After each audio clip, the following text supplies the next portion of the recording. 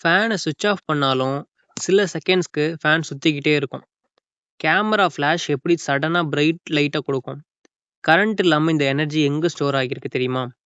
ஆர்ஆர்பிஎல்பி சிபிட் ரூலில் ரிப்பீட்டடாக கேட்கக்கூடிய ஒரு முக்கியமான கான்செப்ட் பார்த்தீங்கன்னா இந்த கெப்பாசிட்டரும் இருக்குது. கெப்பாசிட்டர்னா என்ன? அது கரண்ட்டை ஸ்டோர் பண்ணுமா இல்லை வோல்டேஜ் ஸ்டோர் பண்ணுமா? சார்ஜு, கெப்பாசிட்டன்ஸ் சீரிஸாக பேரலல்னு நிறைய விதமாக என்ன பண்ணுவாங்க, உங்களுக்கு கெப்பாசிட்டர் டாப்பிக்லேருந்து எக்ஸாமில் கொஷின் கேட்பாங்க. அப்படி கேட்கக்கூடிய கொஷினுக்கு நீங்கள் கன்ஃபியூஷன் வராமல் எல்லா கொஸ்டினையும் நீங்கள் எப்படி கரெக்டாக ஆன்சர் பண்ணலாம் அப்படின்றது கொஸ்டின்ஸ் இப்போ பார்ப்பாங்க. Potential difference across a 0.04 farad capacitance is 4 voltage. Charge stored in it will be 0.04 farad மின்தேக்கியின் குறுக்கே உள்ள மின்னழுத்த வேறுபாடு 4 வோல்டேஜ் எனில் அதில் சேமிக்கப்படும் மின்னூட்டம் என்னன்ற மாதிரி உங்களுக்கு என்ன பண்ணுறாங்க கேட்குறாங்க. இந்த கொஸ்டினை சால்வ் பண்ணுறதுக்கு உங்களுக்கு தெரிய வேண்டிய ஃபார்முலான்னு பார்த்தீங்க அப்படின்னா கெப்பாசிட்டரோட ஃபார்முலா பற்றி உங்களுக்கு தெரியணும். ஸோ கெப்பாசிட்டன்ஸ் ஃபார்முலா பார்த்தீங்க அப்படின்னா C is equal to Q by V. ஓகேங்களா? இதில் உங்களுக்கு சின்றது வந்து பார்த்தீங்க அப்படின்னா கெப்பாசிட்டன்ஸ்.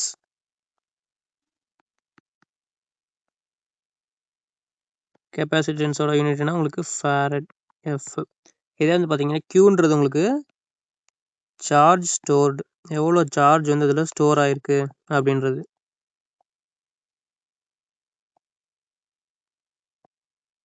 சார்ஜோட யூனிட் உங்களுக்கு என்ன கூலும். ஸோ சின்னு வரும். நெக்ஸ்ட் பார்த்தீங்க வீன்றது உங்களுக்கு தெரியும் வோல்டேஜ் அக்ராஸ் கெப்பாசிட்டர். கெப்பாசிட்டருக்கு அக்ராஸாக என்ன வந்து உங்களுக்கு வோல்டேஜ் இருக்குன்றது. வோல்டேஜோட யூனிட்னா வோல்ட். ஸோ வோல்ட் வி போட்டாச்சு. இது வந்து இப்போ ப்ராக்டிக்கல் எக்ஸாம்பிளாக உங்களுக்கு நான் சொல்லணும் அப்படின்னு பார்த்தீங்க அப்படின்னா ஒரு தண்ணி டேங்க் எடுத்துக்கோங்களேன். நான் வந்து என்ன பண்ணுறேன், இந்த மாதிரி ஒரு தண்ணி டேங்க் எடுத்துக்கிறேன். அதில் என்ன ஆகுது, இந்த மாதிரி தண்ணி இருக்குன்னு வச்சுக்கோங்க. இதில் இந்த ஸ்டோராக இருக்கக்கூடிய வாட்டர் இருக்குது பார்த்தீங்களா, இந்த வாட்டர் தான் வந்து உங்களுக்கு சார்ஜ்ன்றது.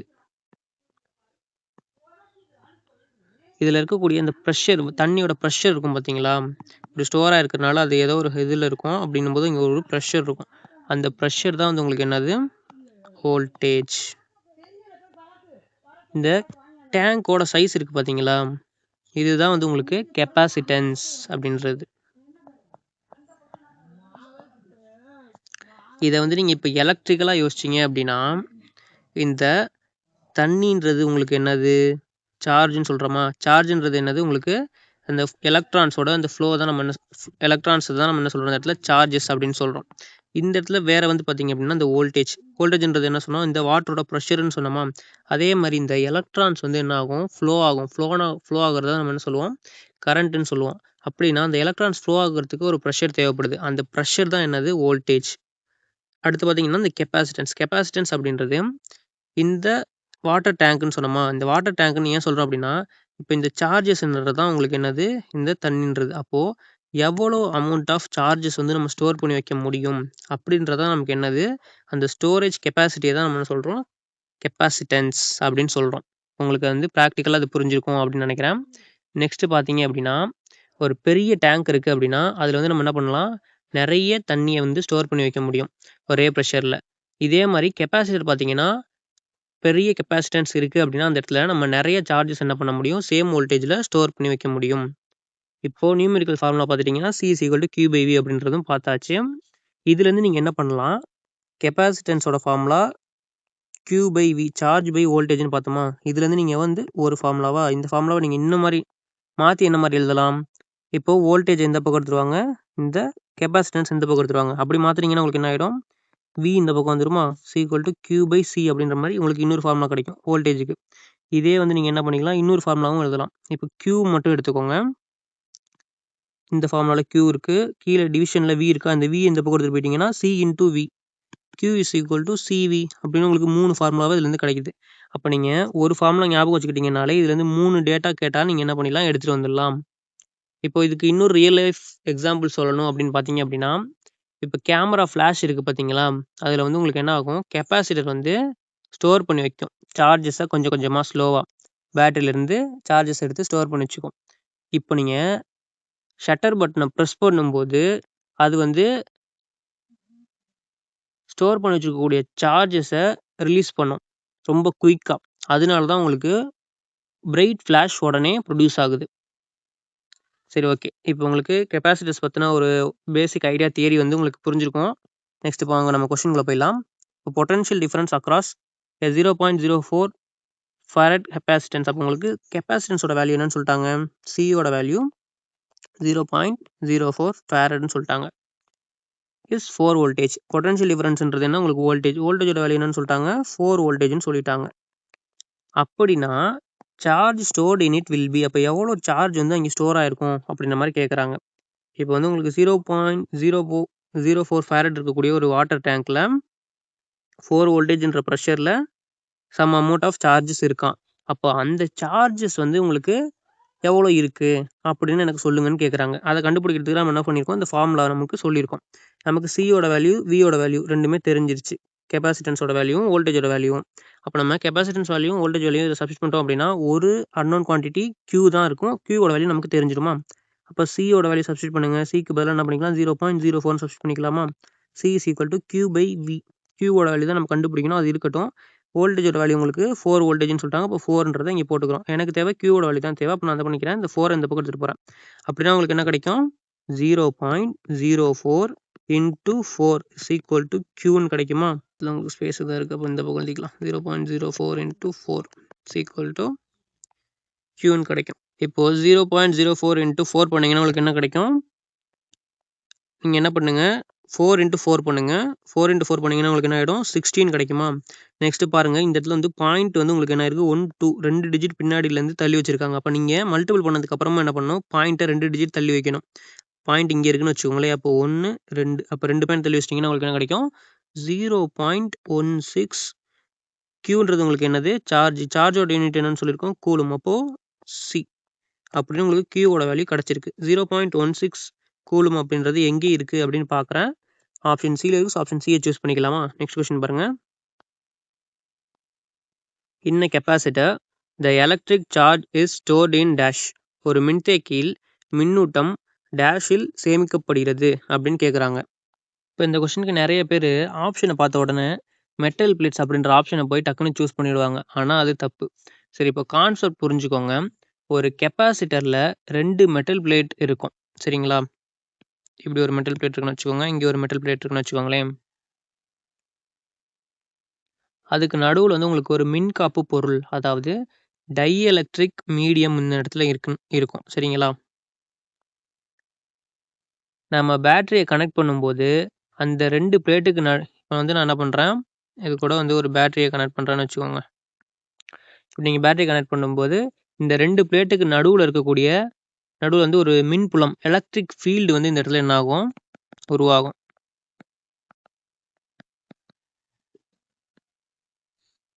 சரி, இப்போ பாருங்கள், இந்த மின்புலத்தினால எலக்ட்ரிக் ஃபீல்டுனால நடுவில் இருக்கக்கூடிய டைஎலக்ட்ரிக் மெட்டீரியல் இருக்கக்கூடிய மூலக்கூறுகள், மாலிக்யூல்ஸ் எல்லாம் உங்களுக்கு ஒருங்கமைக்கப்படும். அதாவது இங்கே போலரைசேஷன் நடக்கும்,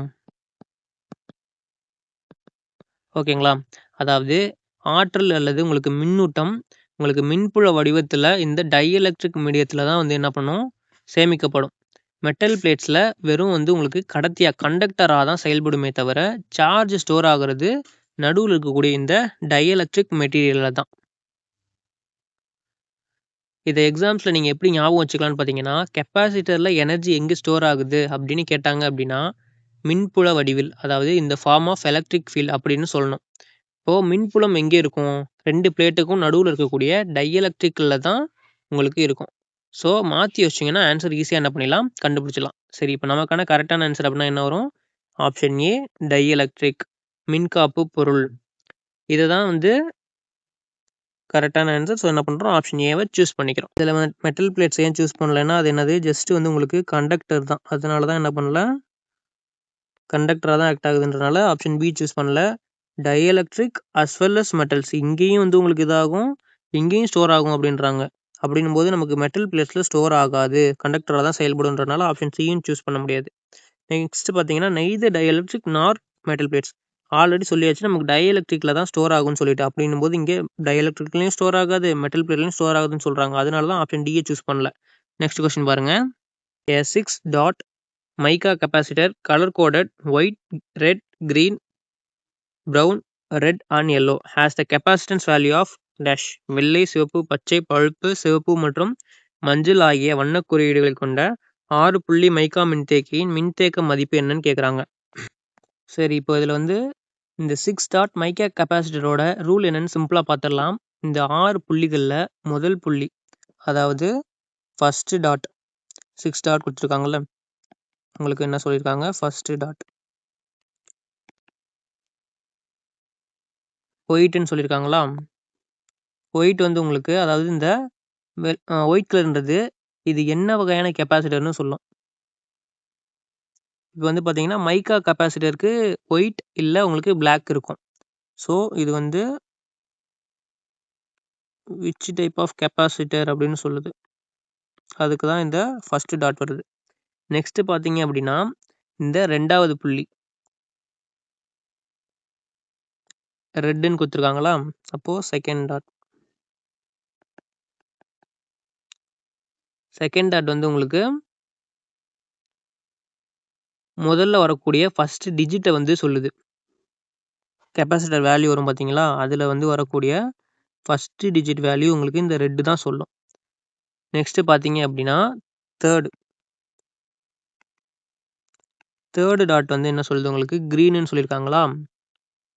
இது வந்து உங்களுக்கு செகண்ட் வரக்கூடிய டிஜிட்டை பற்றி சொல்லுது.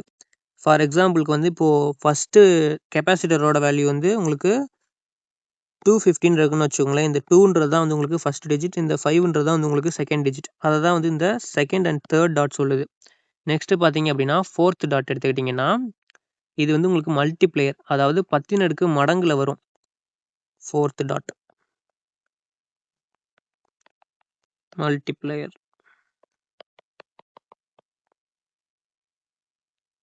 மிச்சம் இருக்கக்கூடிய இந்த 5வது 6வது புள்ளிகள்லாம் பார்த்தீங்கன்னா உங்களுக்கு டாலரன்ஸும் அப்புறம் கிளாஸஸ் என்ன கிளாஸஸில் வருது அப்படின்றத பற்றி சொல்லும்.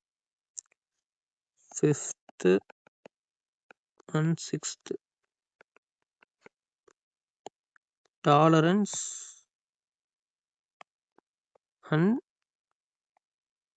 கெப்பாசிட்டரோட கிளாஸஸ் பற்றி சொல்லும். இப்போ நமக்கு பார்த்தீங்க அப்படின்னா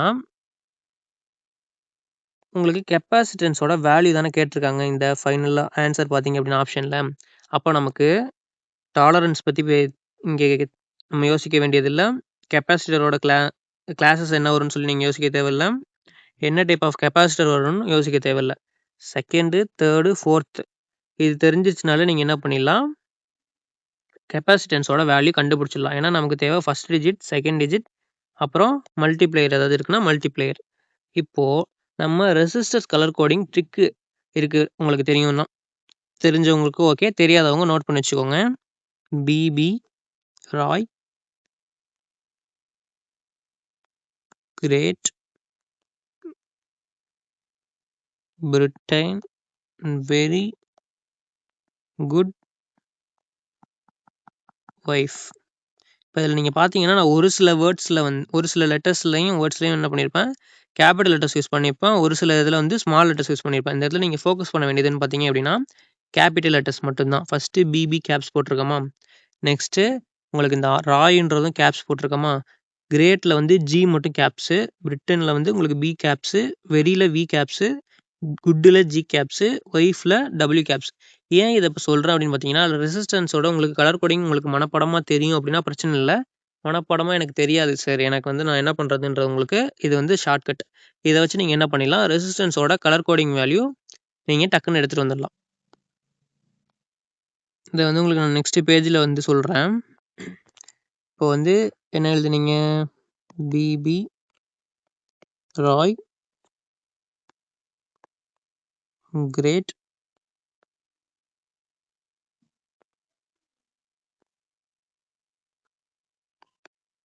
பிரிட்டன், வெரி குட் ஒய்ஃப். கேப்ஸை மட்டும் நோட் பண்ணி வச்சுக்கோங்க. இப்போ நீங்கள் பார்த்தீங்க அப்படின்னா கலர் கோடிங்கில் வந்து நீங்கள் இதை வந்து தெரிஞ்சுக்கணும்.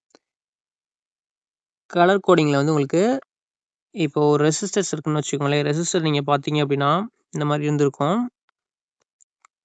அதில் இந்த மாதிரி உங்களுக்கு கலர் கோட்ஸ் கொடுத்துருப்பாங்க. இங்கே ஒரு கலர், இங்கே ஒரு கலர், இங்கே ஒரு கலர், இங்கே ஒரு கலர், இந்த மாதிரி போயிட்டுருக்கும். இதில் நீங்கள் பார்த்தீங்கன்னா இது வந்து உங்களுக்கு ஃபஸ்ட்டு கலர் கொடுத்துருக்காங்கன்னு வச்சுக்கோங்களேன். அது வந்து உங்களுக்கு ஃபஸ்ட்டு டிஜிட், ஓகேங்களா. செகண்ட் கலர் வந்து உங்களுக்கு செகண்ட் டிஜிட். தேர்டு கலர் பார்த்தீங்க அப்படின்னா மல்டிப்ளையர். ஃபோர்த்து கலர் கொடுத்துருக்கிறது உங்களுக்கு டாலரன்ஸ். எந்த அளவுக்கு அந்த டாலரன்ஸ் வந்து ரெசிஸ்டன்ஸோட வேல்யூ ப்ளஸ் மைனஸ் இருக்கலாம் அப்படின்றதுக்கான அந்த டாலரன்ஸ் வேல்யூ. நெக்ஸ்ட்டு பார்த்தீங்கன்னா இந்த கலர் வந்து உங்களுக்கு டிஃப்ரெண்ட் கலர்ஸ் கொடுத்துருப்பாங்க. அந்த கலர்ஸை வச்சு தான் நீங்கள் நம்பர்ஸ் வந்து இந்த இடத்துல ஃபஸ்ட் டிஜிட் என்ன நம்பர் வரும், செகண்ட் டிஜிட் என்ன நம்பர் வரும். மல்டிப்ளையர்ன்றது மல்டிபிள் டு 10 பவரில் வரக்கூடியது. என்ன பவரில் வந்து என்ன வேல்யூ வரும்னு சொல்கிறது. நெக்ஸ்ட்டு இந்த டாலரன்ஸ்ன்றது ப்ளஸ் ஆர் மைனஸ் எவ்வளோ பர்சன்டேஜ் அதில் ரெசிஸ்டன்ஸ் வேல்யூக்கு அதிகமாகவோ கம்மியாகவோ நீங்கள் மேனுஃபேக்சர் பண்ணும்போது இருக்கலாம் அப்படின்றத சொல்கிறது. இப்போ வந்து நமக்கு இந்த BB Roy great Britain very good ஒய்ஃப்ன்றது எதுக்கு பார்த்தோம் அப்படின்னா ஃபஸ்ட் இருக்கக்கூடிய இந்த பீன்றது வந்து உங்களுக்கு பிளாக் கலரை குறிக்கும். நெக்ஸ்ட் இருக்கக்கூடிய பி வந்து உங்களுக்கு ப்ரௌன் கலரை குறிக்கும். நெக்ஸ்ட்டு ரெட்டு ஆருக்கு, ஓன்றது ஆரஞ்சு, ஒய்ன்றது எல்லோ. நெக்ஸ்ட்டு ஜி இருக்கா, ஜின்றது க்ரீன், பின்றது வந்து உங்களுக்கு ப்ளூ.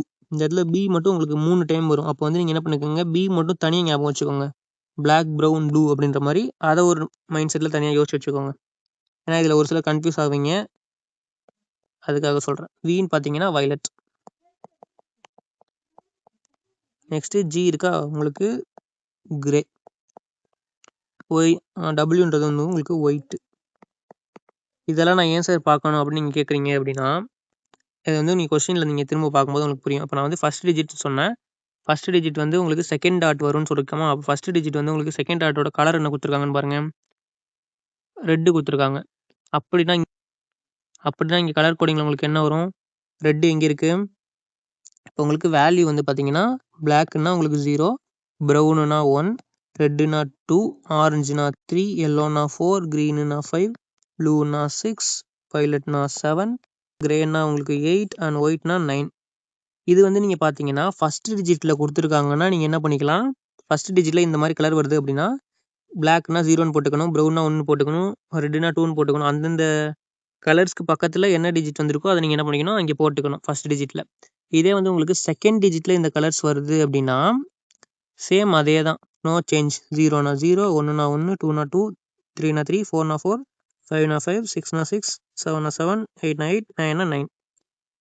ஆனால் இந்த மல்டிப்ளையர் வருதுன்னு பார்த்தீங்களா, இந்த 3வது இடத்துல இந்த கலர்ஸ் ஏதாவது வருது அப்படின்னா என்ன கலர் வருதோ அந்த கலரை நீங்கள் மல்டிபிள் டு 10 பவர் 0ன்னு போட்டிங்கன்னா என்னது, அதோட வேல்யூ 1. அப்போ 1ன்னு மல்டிபிள் போட்டுறணும். இதே வந்து 10 பவர் இங்கே இடத்துல 1ன்னு இருக்கா, அப்போ இது 10 பவரில் நீங்கள் 1ன்னு போடணும். நெக்ஸ்ட்டு இங்கே 10 பவர் 2ன்னு போடணும், இங்கே 10 பவர் 3ன்னு போடணும். தேர்டாக வந்து உங்களுக்கு எந்த கலர் வருதோ அதுக்கேற்ற மாதிரி இந்த 10 பவரில் நீங்கள் என்ன பண்ணிடணும், இந்த வேல்யூஸை மல்டிபிளில் போட்டுக்கணும். இப்போ இங்கே 10 பவர் 6, இங்கே 10 பவர் 7 அண்ட் இங்கே 10 பவர் 8, இங்கே 10 பவர் 9, இந்த மாதிரி போட்டிங்களா. இதே மாதிரி உங்களுக்கு டாலரன்ஸ் பார்த்தீங்க அப்படின்னா டாலரன்ஸ் வந்து உங்களுக்கு அந்தளவுக்கு இதில் நோட் பண்ண வேண்டியதில்லை, இருந்தாலும் நான் என்ன பண்ணுறேன் தெரிஞ்சுக்கோங்க, அதுக்காக சொல்கிறேன். ஃபஸ்ட்டு ப்ரௌனுக்கு பார்த்தீங்கன்னா உங்களுக்கு இங்கே 0 தானே வருது அப்படின்னா பிளாக்னா உங்களுக்கு வருது அப்படின்னா அந்த இதில் டாலரன்ஸே இருக்கக்கூடாது. என்ன வேல்யூவோ அதுதான் கரெக்டாக இருக்கணும். நெக்ஸ்ட்டு பார்த்தீங்க அப்படின்னா ப்ரௌனுன்றது உங்களுக்கு என்னது 1. அப்போ 1ன்னும் போது உங்களுக்கு என்ன வரும், டாலரன்ஸ் வேல்யூ. டாலரன்ஸ் வந்து தனியாக இங்கிட்டு நோட் பண்ணி வச்சுக்கிறேன். ஃபஸ்ட்டு பிளாக்குக்கு நோ டாலரன்ஸ், நெக்ஸ்ட்டு ப்ரௌனுக்கு ப்ளஸ் ஆர் மைனஸ் 1% இருக்கலாம், ஏன்னா உங்களுக்கு 1 ப்ரௌனோட வேல்யூ. நெக்ஸ்ட்டு பார்த்தீங்கன்னா ரெட்டுக்கு வந்து என்ன சொல்லியிருக்கோம் 2, அப்போ ப்ளஸ் ஆர் மைனஸ் 2% வரைக்கும் உங்களுக்கு டாலரன்ஸ் இருக்கலாம். நெக்ஸ்ட்டு ஆரஞ்சுக்கு பார்த்தீங்கன்னா ப்ளஸ் ஆர் மைனஸ் 3% இருக்கலாம். நெக்ஸ்ட்டு எல்லோவுக்கு பார்த்தீங்க அப்படின்னா ப்ளஸ் ஆர் மைனஸ் 4% வரைக்கும் இருக்கலாம். க்ரீனுக்கு பார்த்தீங்க அப்படின்னா ப்ளஸ் ஆர் மைனஸ் 0.5% வரைக்கும் இருக்கலாம். ப்ளஸ் ஆர் மைனஸ் 5%னா ரொம்ப வேல்யூ அதிகமாகிடும். ஸோ கரெக்டாக நோட் பண்ணி வச்சுக்கோங்க எது எது வரும்னு சொல்லிட்டு. ப்ளூக்கு பார்த்தீங்கன்னா உங்களுக்கு ப்ளஸ் ஆர் மைனஸ் 0.25% வரைக்கும் இருக்கலாம். வயலட்க்கு ப்ளஸ் ஆர் மைனஸ் 0.1% இருக்கலாம்.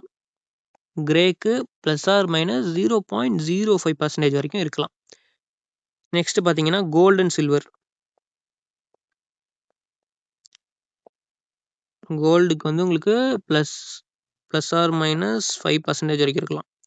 சில்வராக இருக்குது உங்களுக்கு இந்த டாலரன்ஸ் இடத்துல அப்படின்னா அது ப்ளஸ் ஆர் மைனஸ் 10 இருக்கலாம். ஓகேங்களா? இப்போ இதெல்லாம் நம்ம பார்த்தாச்சு. இதெல்லாம் ஏன் பார்த்தோம் அப்படின்றதுக்கு இப்போ பாருங்க. செகண்ட் டாட் வந்து என்னது? First digit. செகண்ட் டாட் வந்து உங்களுக்கு வேல்யூ என்ன கொடுத்துருக்கு? உங்களுக்கு கலர் வந்து ரெட்டுன்னு கொடுத்துருக்காங்களா? ரெட்டுக்கு என்ன வரும்? ரெட்டுக்கு 2. அப்போ கெப்பாசிட்டன்ஸோட வேல்யூவில் ஃபஸ்ட்டு வந்து உங்களுக்கு என்ன ஆகும்? 2ன்ற லெட்டர்ஸ் வந்துடும். செகண்ட் டிஜிட் பார்த்தீங்கன்னா உங்களுக்கு செகண்ட் டிஜிட்ன்றது உங்களுக்கு தேர்ட் டாட்ஸ் கரெக்டுங்களா? தேர்ட் டாட் வந்து உங்களுக்கு என்ன colour? 1 2 3 third dot green colour. அப்போ க்ரீன் கலர் என்ன வேல்யூ வரும்னு பாருங்கள். க்ரீன் வந்து உங்களுக்கு எங்கே வருது? 5ல் வருது. அப்போ 2 செகண்ட் டிஜிட் உங்களுக்கு 5ன்னு வரும். நெக்ஸ்ட்டு பார்த்தீங்க அப்படின்னா மல்டிப்ளேயர். மல்டிப்ளேயருக்கு வந்து உங்களுக்கு ஃபோர்த் டாட் வந்து உங்களுக்கு என்ன வருது? ப்ரௌன் வருது. அப்போ ப்ரௌனுக்கு என்ன பண்ணுவீங்க? ப்ரௌனுக்கு வந்து மல்டிபிள் டு 10^1ன்னு போடுவீங்க. அப்போ மல்டிபிள் டு 10 பண்ணிங்கன்னா 25 × 10 250 அப்படின்னு சொல்லி உங்களுக்கு கெப்பாசிட்டன்ஸ் சொல்லி கிடைக்கும். கெப்பாசிட்டன்ஸ்க்கு என்ன யூனிட் போடுவீங்க? ஃபேரட் போடுவீங்க. அப்போ 250 ஃபேரட்னு உங்களுக்கு கெப்பாசிட்டன்ஸ் வேல்யூ கிடைக்கிது.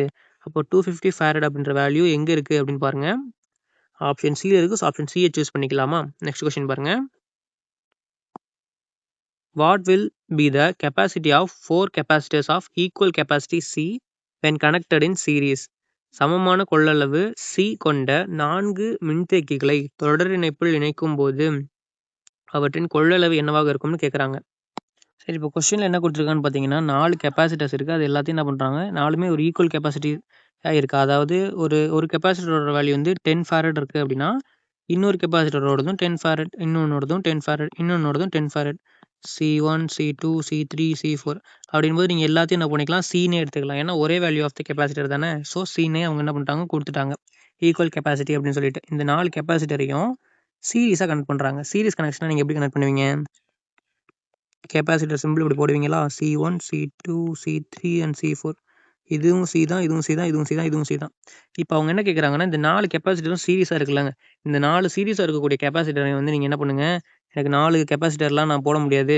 எனக்கு இந்த 4 கெப்பாசிட்டருக்கும் நீங்கள் பண்ணீங்க அப்படின்னா சிங்கிள் கெப்பாசிட்டராக எடுத்துகிட்டு வந்து ஒரு வேல்யூ வரும்ல. அந்த சிங்கிள் கெப்பாசிட்டராக இருக்கக்கூடிய கெப்பாசிட்டரோட வேல்யூ எனக்கு சொல்லுங்கள் அப்படின்ற மாதிரி கேட்குறாங்க. உங்களுக்கு இந்த இடத்துல நீங்கள் கெப்பாசிட்டன்ஸ் வேல்யூ கண்டுபிடிக்கணும் அப்படின்னா கெப்பாசிட்டரை பொறுத்த வரைக்கும் ரெசிஸ்டன்ஸோட ஆப்போசிட் ஃபார்முலாங்க. ரெசிஸ்டன்ஸில் என்ன சொல்லியிருக்கோம்? சீரீஸ் கனெக்ஷனாக இருந்தது அப்படின்னா ஜஸ்ட் அப்படியே ஆட் பண்ண சொல்லியிருக்கோம். RT = R1 + R2 அப்படின்னு போடுவீங்க. இதே வந்து ரெசிஸ்டன்ஸ் பேரலாக இருக்குது அப்படின்னா 1/RT = 1/R1 + 1/R2ன்னு போடுவீங்க.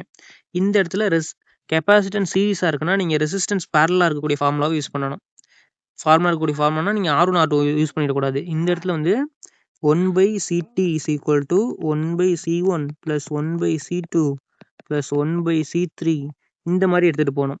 இது வந்து எப்போ உங்களுக்கு கெப்பாசிட்டர்ஸ் வந்து சீரீஸாக இருக்கும்போது. இதே வந்து கெப்பாசிட்டர் வந்து உங்களுக்கு பேரலாக இருக்குன்னு வச்சுக்கோங்களேன். அப்போ நீங்கள் டோட்டல் கெப்பாசிட்டன்ஸ் கேட்குறாங்கன்னா ஜஸ்ட் அதை ஆட் பண்ணிக்கணும். அப்படியே ரெசிஸ்டன்ஸ் சீரீஸ் பண்ணுற மாதிரி. ஸோ இதுக்கு வந்து சீரீஸும் பேரல் ரெண்டும் வந்து அப்படியே மாற்றி போட்டுக்கணும். இப்போ அவங்க கேட்குறது என்ன? 4 கெப்பாசிட்டர்ஸ் வந்து உங்களுக்கு சீரீஸில் இருக்குன்றாங்க. அப்போ சீரீஸில் இருக்குன்னா நம்ம ரெசிஸ்டன்ஸோட பேரலல் ஃபார்முலா யூஸ் பண்ணணும். கரெக்டுங்களா? அப்போது 1/CT = total capacitance = 1/C + 1/C. ஏன் நான் சிசின்னு போடுறேன்னா எல்லாமே ஈக்குவல் கெப்பாசிட்டி 1/10 + 1/10 1/10 தானே போடுவீங்க ஈக்குவல் கெப்பாசிட்டர்ஸ் வேல்யூனா. அதனால தான் சிசின்னு போடுறேன். C1 C2 C3 C4ன்னு எடுக்கல.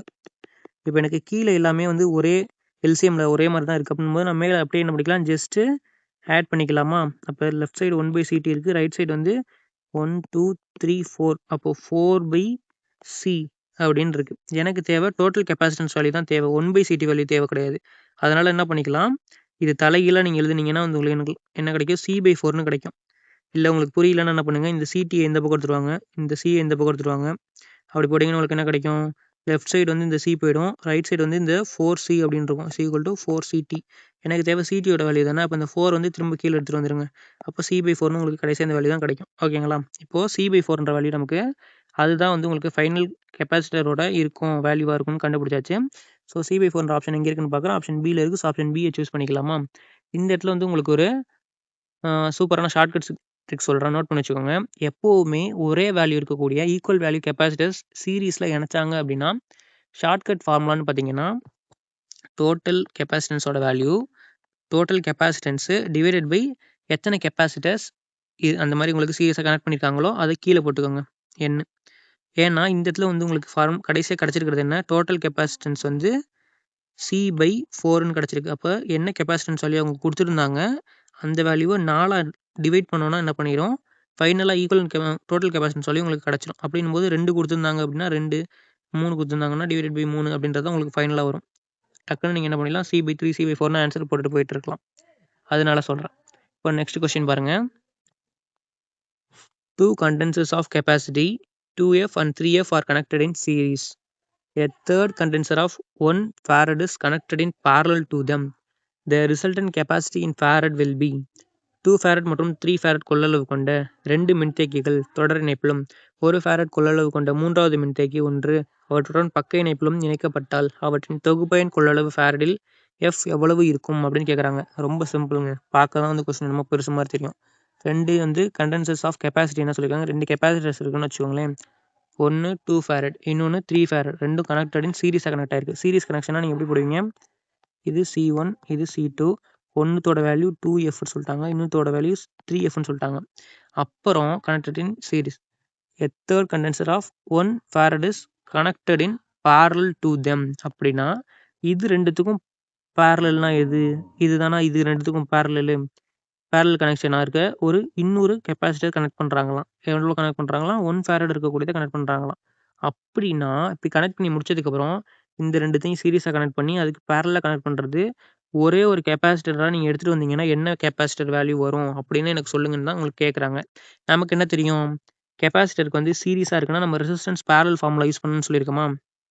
அப்போ ஃபஸ்ட்டு இது ரெண்டுத்தையும் ஒரு கெப்பாசிட்டர் ஆக்குங்க. இப்போ நான் வந்து மேலே இருக்கக்கூடிய ரெண்டுத்தையும் ஒரு கெப்பாசிட்டர் ஆக்குறேன். 1/CT is equal to 1/C1. C1ஓட வேல்யூ ப்ளஸ் 1/C2ஓட வேல்யூ. இந்த இடத்துல கெப்பாசிட்டர் 1ஓட வேல்யூ என்ன சொல்லியிருக்காங்க, 2ன்னு சொல்லியிருக்காங்க. அப்போ 1/2 ப்ளஸ் 1/, இன்னொரு கெப்பாசிட்டரோட வேல்யூ 3ன்னு சொல்லிட்டாங்க. அதனால 3ன்னு போட்டாச்சு. இப்போ நமக்கு CTயோட வேல்யூ தான் தேவை. அப்படின்னும் போது இந்த 3 மேலே எடுத்துகிட்டு போயிடலாமா. 3 கிராஸ் மல்டிப்ளிகேஷன் பண்ணுங்கள். 3 + 2 டிவைடட் பை 6. அப்போ உங்களுக்கு 5/6ன்னு கிடைக்கும் 1/CTயோட வேல்யூ. இதை வந்து நீங்கள் தலைகீழ் எடுத்தீங்க அப்படின்னா CTயோட வேல்யூ இஸ் ஈக்குவல் டு 6/5ன்னு கிடச்சிரும். இல்லைனா நீங்கள் என்ன பண்ணிக்கலாம், CT இந்த பக்கம் எடுத்துருவாங்க, 6 இந்த பக்கம் எடுத்துருவாங்க, 5 வந்து திரும்ப இந்த பக்கம் எடுத்துருந்தீங்கன்னா உங்களுக்கு என்ன ஆகிடும், 6/5 தான் கிடைக்கும். அப்போ நான் என்ன பண்ணிட்டேன், இந்த 2 கெப்பாசிட்டரோட வேல்யூவும் 6/5 ஃபாரட்னு கண்டுபிடிச்சிட்டேன். ஆனால் இது மட்டும் இப்போ நமக்கு பத்தாது. ஏன்னா இப்போ இந்த 2 கெப்பாசிட்டர் வேல்யூ நான் என்ன பண்ணியிருக்கேன், ஒரு கெப்பாசிட்டர் ஆக்கிட்டேன். அதோட வேல்யூ தான் வந்து 6/5 ஃபாரட்னு கண்டுபிடிச்சிருக்கேன். இது கூட வந்து இன்னொரு கெப்பாசிட்டர் என்ன இருக்குது, பேரலாக இப்படி இருக்குது 1 farad. அப்படின்னு நம்ம கொஸ்டினில் வந்து என்ன இந்த இடத்துல நான் முன்னாடி வந்து உங்களுக்கு என்ன சொல்லியிருக்கேன்னு பாருங்கள். 2 கெப்பாசிட்டர்ஸ் வந்து உங்களுக்கு பேரலாக இருக்குது அப்படின்னா என்னன்னு சொல்லியிருக்கோம். பேரலாக இருக்கும்போது நீங்கள் ஜஸ்ட் அதை ஆட் பண்ணிக்கணும். அப்படியே ரெசிஸ்டன்ஸ் சீரிஸில் இருக்கிற மாதிரி பண்ணிக்கணும்னு சொல்லியிருக்கோமா. இப்போ பாருங்கள். So 6/5 total capacitance CT is equal to C1 + C2. எப்போ ரெண்டும் பேரலாக இருக்கும்போது C1ஓட வேல்யூ 6/5 போட்டாச்சு, C2ஓட வேல்யூ 1ன்னு போட்டாச்சு. அப்போது 6/5 + 1. அப்போது இந்த 5 மல்டிபிள் பண்ணிங்கன்னா 6 + 5/5 அப்படின்னு கிடைக்குமா. அப்போ 6 + 5ஓட வேல்யூ உங்களுக்கு என்ன கிடைக்கும், 11/5ன்னு கிடைக்கும். ஸோ 11/5 ஃபாரட்னு ஃபைனலாக ஒரே ஒரு கெப்பாசிட்டர் வேல்யூ இது ரெண்டுத்தையும் கம்பைன் பண்ணி என்ன பண்ணியாச்சு, இப்போ கண்டுபிடிச்சாச்சு. அதுதான் வந்து என்னது 11/5 ஃபாரட். அப்போ 11/5 ஃபாரட் அப்படின்றது எங்கே இருக்குது அப்படின்னு பார்க்குறோம். ஆப்ஷன் டியில் இருக்குது. ஸோ ஆப்ஷன் டியை சூஸ் பண்ணிக்கலாமா. உங்களுக்கு இந்த வீடியோ பிடிச்சிருந்துச்சுன்னா லைக் பண்ணிக்கோங்க. அப்படியே நம்ம பேர்ஸ் அகாடமிக் சப்ஸ்கிரைப் பண்ணிட்டு பக்கத்தில் இருக்க பெல் பட்டனை கிளிக் பண்ணி ஆல்னு செலக்ட் பண்ணிக்கோங்க. இது வரைக்கும் நம்ம சேனலில் கவர் பண்ணிருக்கக்கூடிய வீடியோஸோட எக்ஸ்ப்ளனேஷன் PDF வேணும்னு நினச்சிங்கன்னா நம்ம டெலிகிராம் சேனலில் கொடுத்துருக்கேன். வேணுன்றவங்க அதிலையும் ஜாயின் பண்ணி யூஸ் பண்ணிக்கோங்க. Thank you friends. நெக்ஸ்ட் வீடியோவில் பார்க்கலாம்.